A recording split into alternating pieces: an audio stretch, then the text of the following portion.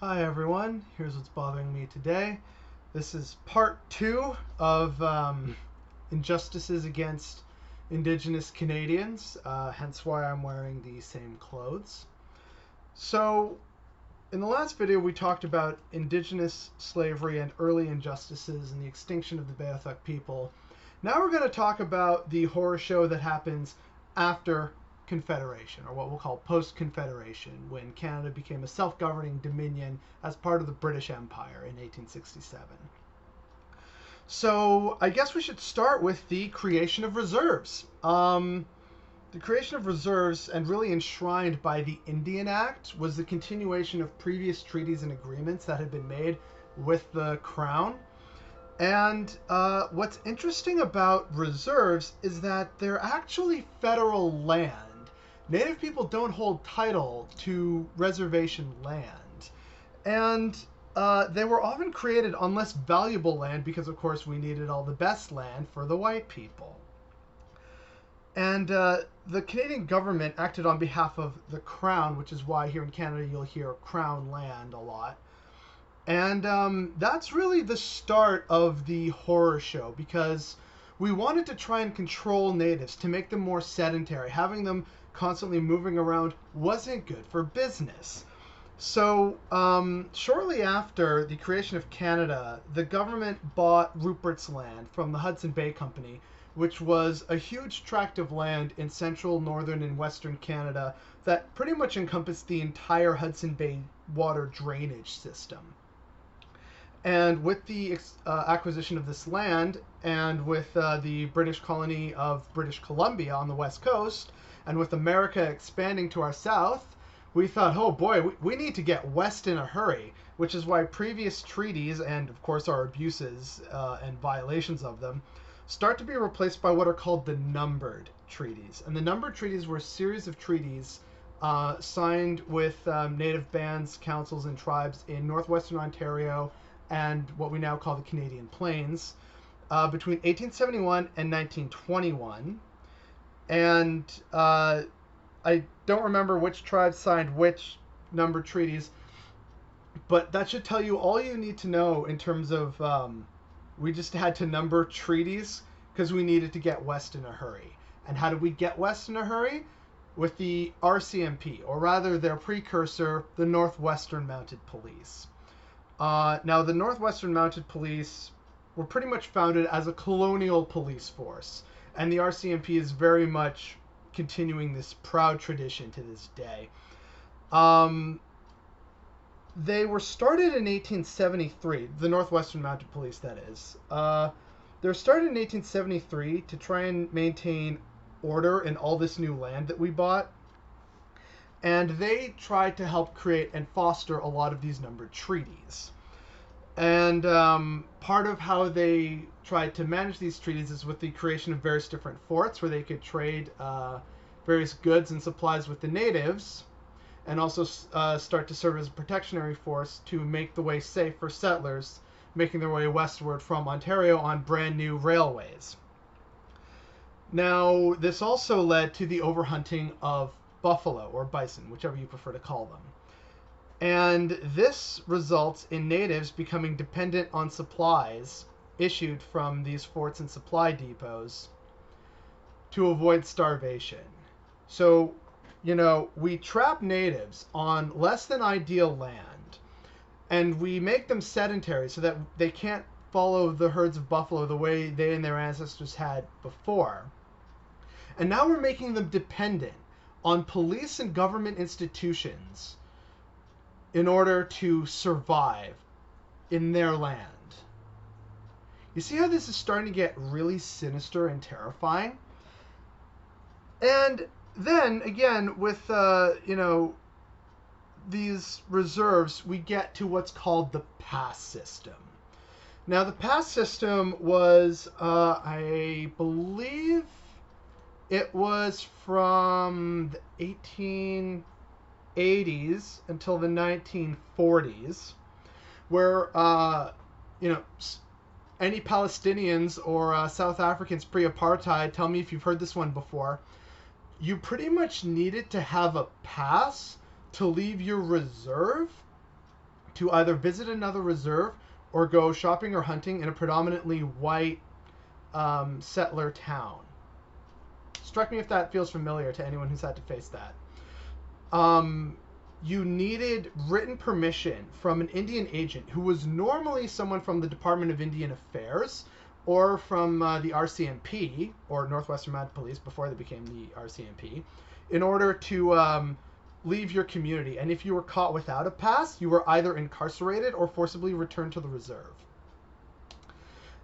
This sets the stage for the residential school system, because now, under the guise of responsibility, the Canadian government says, oh, well, we're now responsible for these people. Look, see, we've had to be charitable and give them all this lovely food and supplies so that they don't starve. Oh, the poor things, they just haven't figured out civilization yet.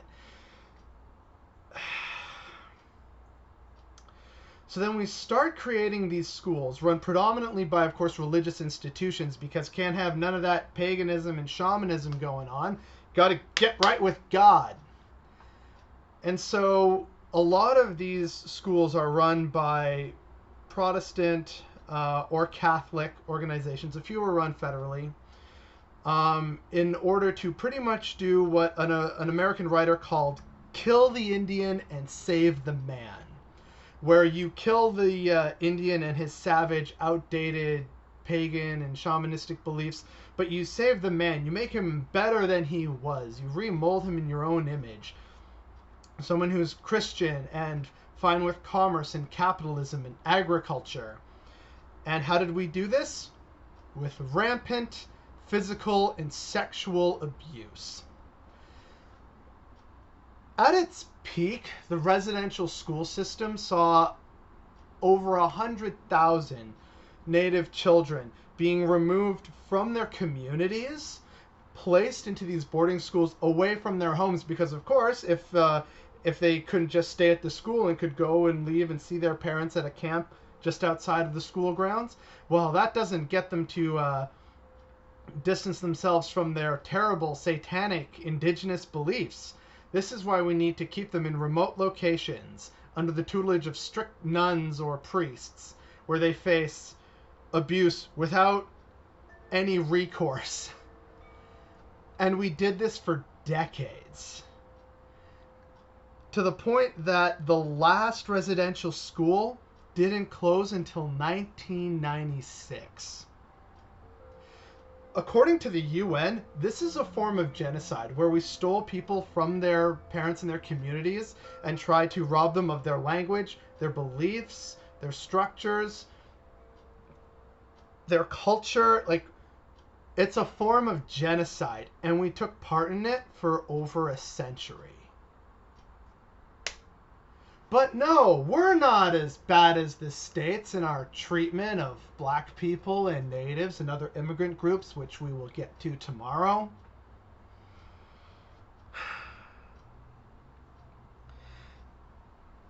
Our history has many points that should rightly be celebrated and noted, but it also has some very dark and terrifying chapters. We don't talk about the fact that natives from coast to coast at all points in our history were abused, enslaved, taken advantage of, slaughtered. It is horrifying, and we're not talking about it. You know, case in point, I'm also going to talk a little bit now about the Inuit and some of what they had to endure. So the Inuit in the Arctic were, again, you know, first encountered by early explorers, do some trade. There's, of course, missionary work. Where things start to get really sinister, though, is how the Hudson Bay Company starts to treat the Inuit in exchange for valuable furs trapped around traditional Inuit lands in northern Quebec and the Hudson Bay lowlands and the high Arctic. They start to have these storehouses, and even though the storehouses are full of food and supplies, they don't give them out to the Inuit, who are increasingly starving, by trying to bring all these furs to exchange for goods and food, to the point that if the Inuit wanted to buy one of these newfangled rifles, they would have to pile furs as high as the rifle. Whether you're Inuit or Cree, you had to pile furs as high as the rifle. And to make matters worse, the Hudson Bay Company would compress the furs with a heavy timber just to squeeze that extra amount of profit and sweat and blood and toil from the natives. And of course, during the Cold War, we thought, oh, geez, to assert Canadian sovereignty up north, we'd better get more people living in the high Arctic islands, which normally just served as camping grounds and hunting grounds for natives. Most didn't live up there. So in the 50s and 60s, we forcibly removed people, Inuit people, from northern Quebec into other spots on Baffin Island and places like Resolute, Nunavut. And we lied to them and told them, oh yeah, you can revisit your communities in another 2 years, but you got to stay here until then. And then, 2 years would pass and more natives would be brought up there. And in order to prevent the Inuit from being too mobile, because we needed them in certain positions, anywhere from 2,000 to 20,000 Canadian Inuit sled dogs were killed by the RCMP in order to enforce a more sedentary lifestyle. Now, some say this isn't a conspiracy, and it was because way too many of the dogs were diseased and couldn't be adequately fed, and it was a humane issue to kill thousands of dogs. A lot of Inuit people assert otherwise.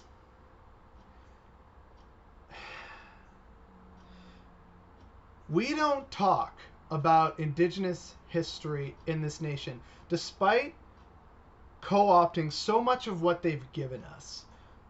Canoes, lots of our words, maple syrup. They helped us settle, discover, and fought and died to defend this country alongside us. And yet we treat them like utter garbage.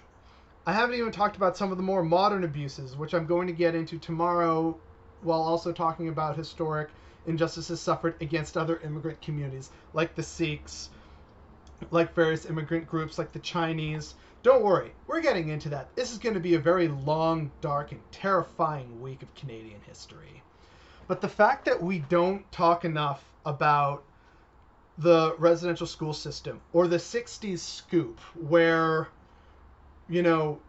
thousands of Indigenous people, like police and government agents, swooped into Indigenous communities and stole children to put them into foster care to be adopted by white middle-class families. 20,000 Native children between the 1950s and the 1980s. We know it's called the 60s scoop because that was the biggest part of it, but for a period between the 1950s and the 1980s, we literally stole children from their communities, from their families, to put them into foster care so that they could be adopted by white families in order to, again, save them from themselves. What's terrifying is that this still happens today, which is part of what I'm going to talk about tomorrow, about continued injustice against natives and immigrant groups that continues onto the modern day. And I'm talking modern day, which is why we're only ending here in the 1990s with the closure of the last residential school. And yet injustices continue to exist to this day. And that we don't know about or talk about this history of slavery, violence, physical and sexual abuse against natives, despite them being the foundation upon which our nation is founded, is what's bothering me today.